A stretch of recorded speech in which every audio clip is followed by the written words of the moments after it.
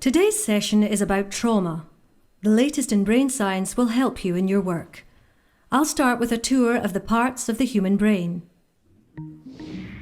The reptilian brain maintains basic bodily functions. The limbic system is also instinctive. It deals with fear and pleasure. For example, you pat a dog, it senses pleasure, and without thinking, wags its tail. The neocortex is the site of logic, imagination, planning and control. It's more sophisticated, but because it's conscious, it's slower than the older parts of the brain. The amygdala is a key part of the limbic system. It has one job: to sense danger and set off the alarm. When it's a matter of survival, the primitive parts of the brain override the conscious part. There are three possible survival responses: fight, flight, or the one that people don't think of, freeze. When the alarm goes off, blood and oxygen are diverted to muscles, adrenaline floods the body, and all systems that are not crucial to survival are switched off.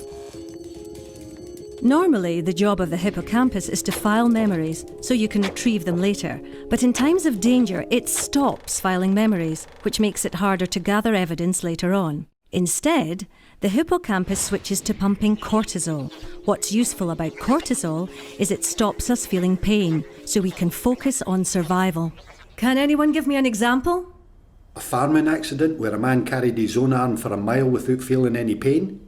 Yes, excellent example. It is an evolutionary safety mechanism which is fast and instinctive. In essence, it's our body's very clever way of protecting us. To recap, an example of the three parts of the brain working together. You're standing at a bar. Your reptilian brain is keeping your heart beating. You're enjoying the pleasure of a nice pint with your limbic system.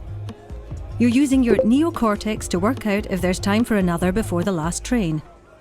What could happen to make the amygdala kick in? What if this happened? The way you'd respond would depend not on your logical brain, but on your instinctive brain. Being glassed in a bar would be a traumatic experience. Who can give me another example of an event that can cause trauma? War? Rape? A car crash? Good, yes. Trauma occurs when a person is overwhelmed by something beyond their control. The survival brain takes over the rational brain. It can lead to post-traumatic stress disorder, PTSD, with symptoms that last at least a month. Vicarious or secondary trauma is something you may experience if you deal with incidents such as rape or sudden death, or think of Lockerbie, Dunblane. You're not superheroes. Having a brain makes you all vulnerable to secondary trauma. It's important to understand that when trauma occurs again and again, it can become complex PTSD, such as in domestic abuse or child sexual abuse. The alarm system in the brain becomes jammed. Memories are stuck in the limbic system, so a trigger can set off the alarm. The trigger could be anything: a colour, a smell, a sound, a sensation. Now, the indicators of trauma. What should you be looking out for? Depression. Crying a lot? Yes, that's one response. And at the other end of the spectrum, total numbness. Nightmares? Flashbacks? Stress. Good, yes. And they may feel sick. Also, shame, feelings of guilt, inability to enjoy sex, social isolation, triggers. People often feel overwhelmed by the symptoms of trauma. This can lead to using alcohol or other drugs to block out memories, or self-harm, or dissociation when a person's mind detaches from reality. Indicators can be specific to the type of trauma. Say, dental problems, when someone who was orally abused avoids going to the dentist. A victim of abuse might bond strongly to her abuser. This is known as traumatic bonding, or Stockholm syndrome. And jumbled up memory, when a person's normal recording of memories doesn't work. Can you recall any times you've seen that symptom? What time? I don't know. A traumatised person may not seem like her usual self, or may be hypervigilant, on edge, or being startled by everyday things.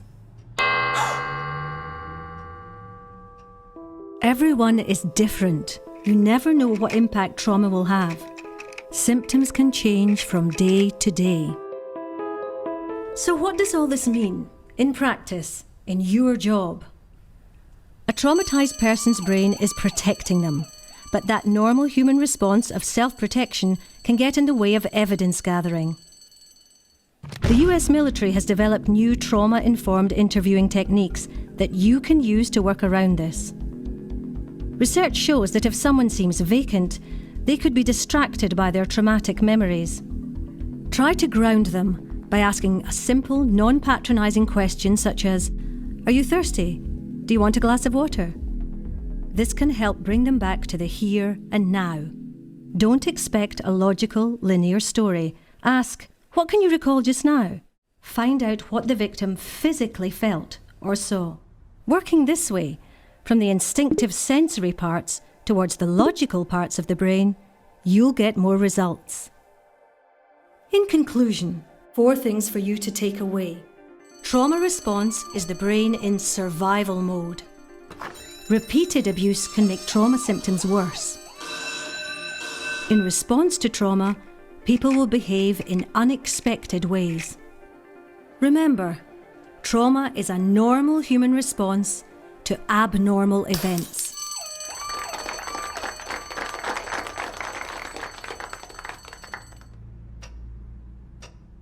We know that you've gone through a really painful experience, but we need to take a statement to understand what happened on Saturday night. Are you able to tell us anything that you remember about his flat? Anything at all? A dog. Barking. Are you able to remember any physical sensations or feelings that you had?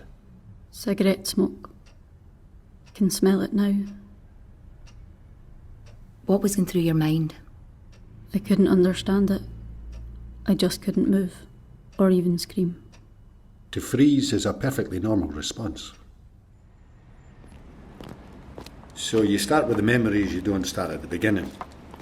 You have to engage with feelings to get to the facts. Makes sense. Check you, Professor, getting all sciencey on us. Well, if it gets us usable evidence. There's life in the old dog yet. Oi,